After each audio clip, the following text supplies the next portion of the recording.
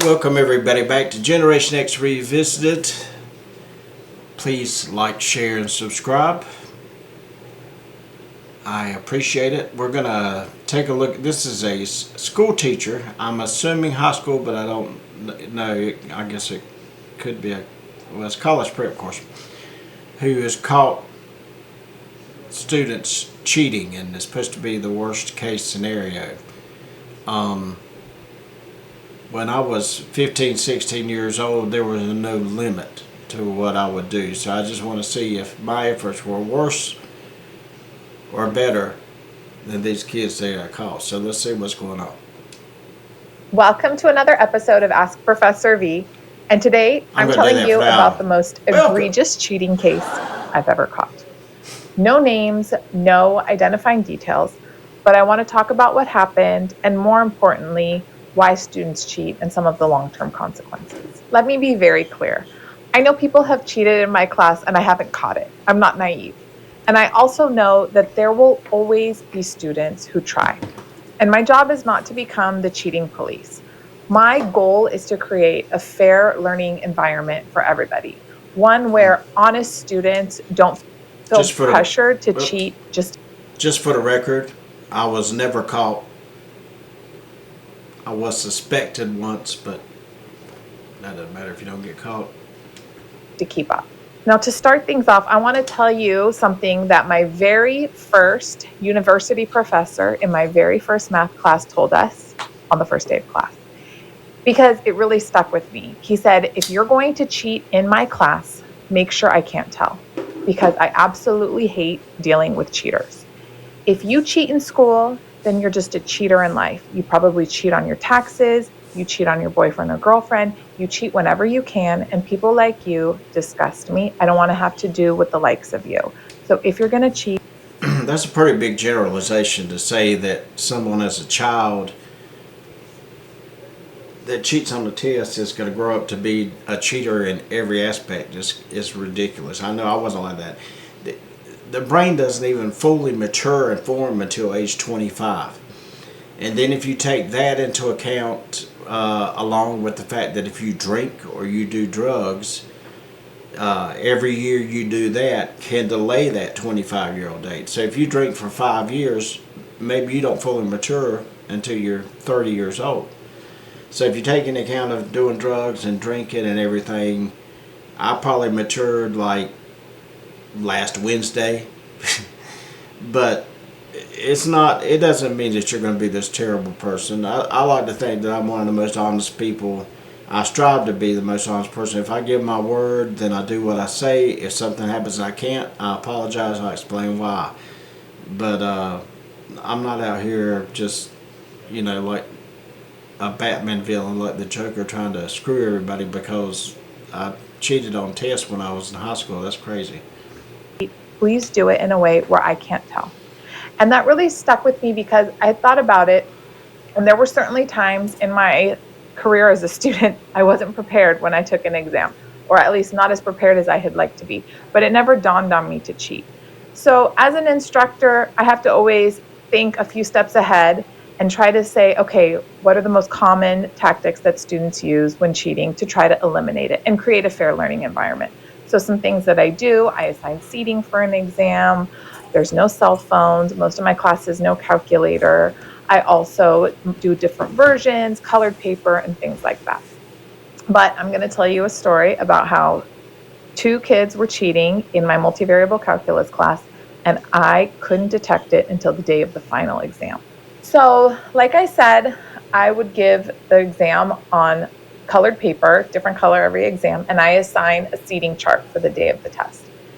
And it was peculiar to me from the first exam because I noticed this one student was just sitting there for the first hour of the test, not doing anything, not really looking around, but just sitting there, not taking the test. And it just seemed bizarre because everyone else is furiously working. I give my multivariable calculus class the entire class period to take the exam, so they have a little bit over 2 hours. And then about halfway through, so about after an hour, he starts jamming. I mean, he just starts doing all these problems, and I don't know, maybe he was inspired, and I thought that was a little odd, but I couldn't detect any cheating going on. Well, same pattern repeats for the second exam, the third exam, and finally, it's the final exam. Now, here's the part I didn't tell you. I would always provide my students with scratch paper during an exam. Now, the scratch paper was also colored paper just so that they couldn't have snuck in their own formula sheet, or at least I try to make it more difficult so they don't know what color the scratch paper is going to be, so it's easier for me to spot. Well, that day I had been giving a bunch of finals and I didn't have enough scratch paper with me. So I walked around the classroom and I gave everybody one piece of blue scratch paper. And then I ran out and some people needed a second piece of scratch paper. And I thought, oh my goodness, what am I going to do? So I looked in my work bag and I had a bunch of blank unit circles on yellow paper from trig class earlier. And so I thought, okay, they can use the back side of this and it's blank anyway. So whoever needed a second piece of scratch paper, I gave them a yellow piece of paper. Yes, exactly. So then what's happening is around the halfway point, students start turning in their final exam, things get a little busy, and that's a kind of chaotic moment in class, right? And I look over after things have died down and the first round of students turned in their exam, and there was that kid, the one who would always sit still for the first hour of the exam, and now he's jamming. He is jamming. But what do I notice on his desk? 2 blue pieces of scratch paper. So then I thought, that's odd. No one should have 2 blue pieces of scratch paper, at least not today. And I went over and grabbed it, and sure enough, numbered on the scratch paper were the exam questions with the work from his friend who had turned in the exam already.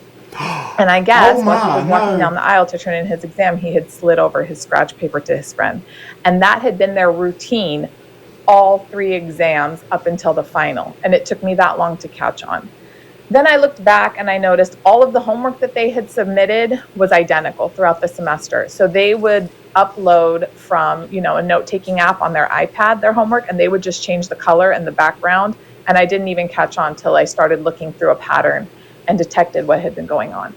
So needless to say, I reported it, and both students ended up with a 0 on the final. The student who was helping his friend, and then that student as well. And I don't know whatever came of it after that point, but they had to meet with disciplinary officers, and there's all sorts of very serious consequences. So I'm not here to micromanage everyone or to live in suspicion. That's exhausting. But I am here to protect the students who show up, who study, and who do things the right way. Because when cheating becomes easy and unchecked, it doesn't just hurt me, it pressures the honest student sitting next to you.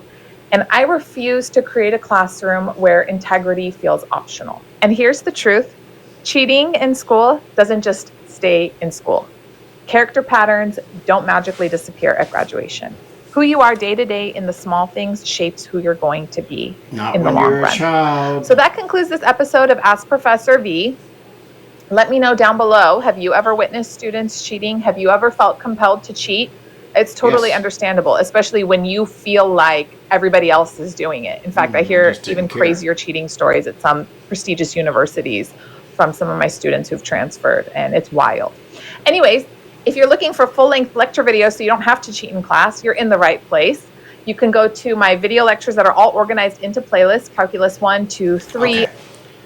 So good for her, and she should do that. My parents were teachers. I totally get it. She should be very observant and try to stop any cheating. As far as this scenario, by the time I was in the 10th grade, I did not want to be in school. I hated the fact that I had to go. And eventually when I found out that there was something called a GED, I was like, you mean I don't have to come and I can just go take that test and you'll give me a diploma? And they said, yeah. So I quit school and I went and took the test. So technically I graduated a year and a half before, maybe 2 years before everybody else.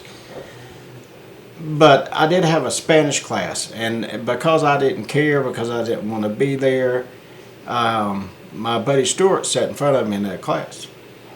So we did basically this little deal here. It obviously wasn't under as strict of a scope as this lady. But basically he would take his test and he would take mine, and he would make mine a little worse than his. So I'd get a B and he'd get an A, or I'd get a C, he'd get a B, whatever. But there's so much more stuff out there that I'll give you two examples. I had an introduction to computer class in the 10th grade, and to their credit, 1985, they had a full classroom of computers, or what posed as computers back then. And we were learning different things, but I had a test, and I did pretty well in this class. I actually enjoyed this class, so I would, actually participate. But one day I was like, oh my God, we got a test today, and I forgot. And this class is right after lunch. Every day at lunch, we would all run, jump in our cars, we'd drive to the mall, get a slice of pizza, wolf it down, then we could fly back so we wouldn't be late. And I got to thinking about it. I'm like, wait a minute. I know what to do. I parked my car at the end of the road where the other cars were, but not in a parking place. I parked it illegally. And I left my computer book in the car, went into class. Sure enough, 5 minutes later, somebody comes along and says, Jay needs to move his car. He's parked it in the wrong spot. So I get up from the test. I've already seen the test at this point. I go out, I look in the book, get a few of the answers, go back, take the test. Now, that's when I say, she did say that in the future, I think she suspected what I did, and she was right. But there's nothing she can really do unless there's a pattern or she can prove it. So I didn't worry about that. But that's not even the worst one. What I did one time, I desperately did not want to be in school every day. And I had an English class that was last period of the day, and I just hated it. So I just basically didn't want to go. So I missed 2 or 3 days in a row, and I'm like, I'm going to be so far behind now. What do I do? And so I went to the counselor, and I said, listen, my family's having a tough time, and they did, but this wasn't about that. I wasn't doing anything to help. And I said, listen, I need to get a job after school, and I was wondering, could I move my English class to my study hall in third period so that I could get out, an hour early each day so I could work. And she said, that's fine. And she gave me a paper to take to my English teacher to sign so that I could go to this new class, third period. And she signed it, but I still didn't want to go to class, so I didn't go to that class either. So the 9 weeks is almost up. It's like the week before, and I'm trying to think about this and figure it out. And I'm like, I'm going to go back to the counselor. And I went back and I said, my new English teacher was wanting to know if you still had the paperwork where I switched from the 8th to the third period. I don't know why.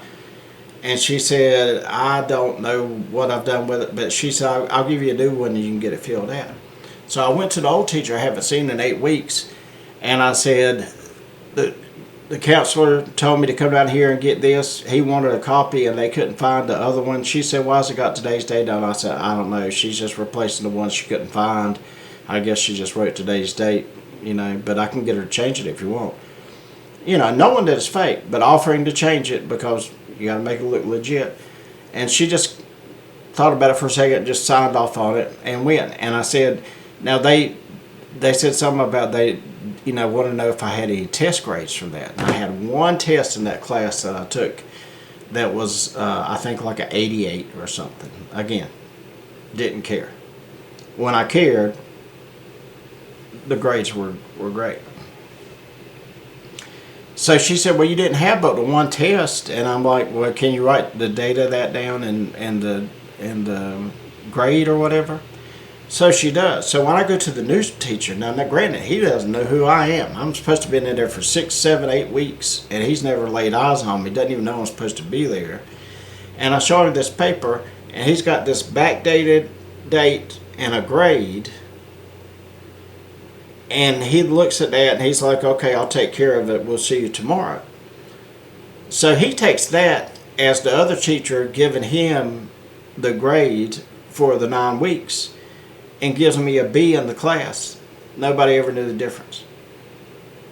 I mean, I was operating on a different level than these people. It was very easy. I didn't care, but I could usually manipulate my way out of it.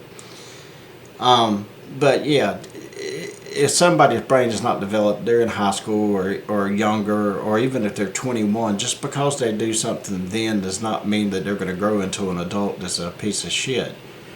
Now, I did a lot of partying, a lot of things wrong, but I never really, messed with anybody or did anything as far as cheating people or being dishonest with people. If anything, when I sell a car and somebody comes to look at it, I go through every possible thing I can think of. We changed a battery 2 years ago.